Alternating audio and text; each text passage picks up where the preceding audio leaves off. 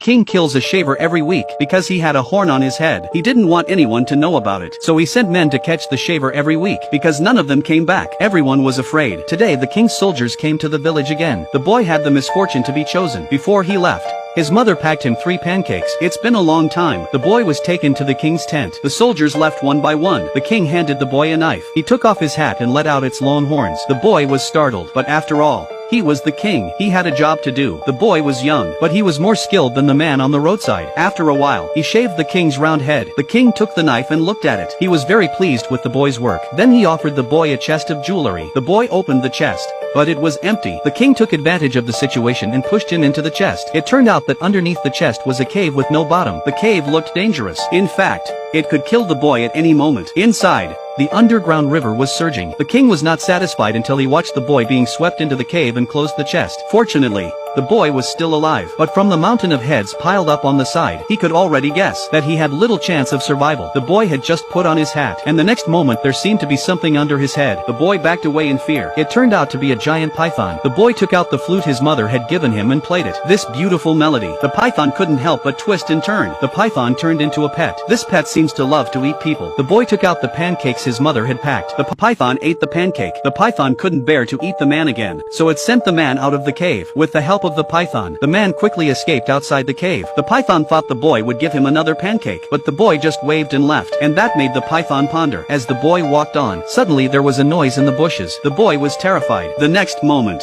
a wolf popped out of the bushes. The boy climbed up a tree. The old wolf was barking under the tree. The boy took out his flute and played it. The wolf turns into a husky. He was so happy that he crashed into the old tree. The tree shook and the boy fell onto the wolf. At that moment, the wolf's stomach growled with hunger. The boy hurriedly took out a piece of pancake. Otherwise, he might be the one to be eaten. The wolf thanked the man for the pancake. He even gave him a ride. Late at night, he saw a house on the lake. The boy got off the wolf and went to stay there. What he didn't know was that it was inhabited by an old man-eating witch. When the boy arrived, the old hag had disguised herself as a beautiful woman. He didn't realize he'd be offered a meal. The boy sat down. The beauty slapped her hands together, and the furniture tied the boy up. Because the beauty had prepared a pot of boiling water for him, the boy wanted to play his flute before he died. The beauty, who had always been kind to people, naturally agreed. But as soon as the boy's flute sounded, his body twisted uncontrollably. The rest of the furniture followed suit, but the beautiful girl got carried away. She took off her coat, and in an instant, she became an old hag. The boy was horrified. The old hag threw off her coat, and the old dead tree was full of life and fruit.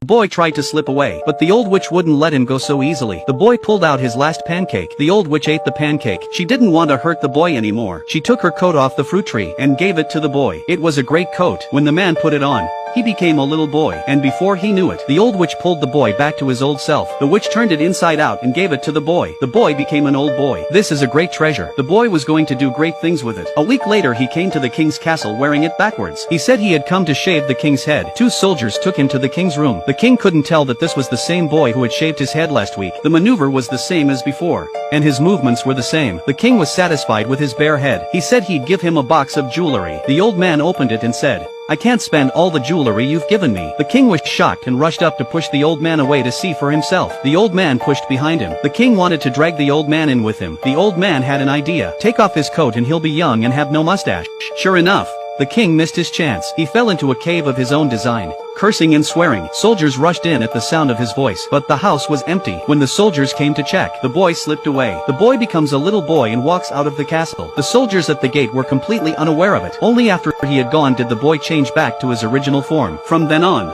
the shavers no longer had to live in fear of their lives.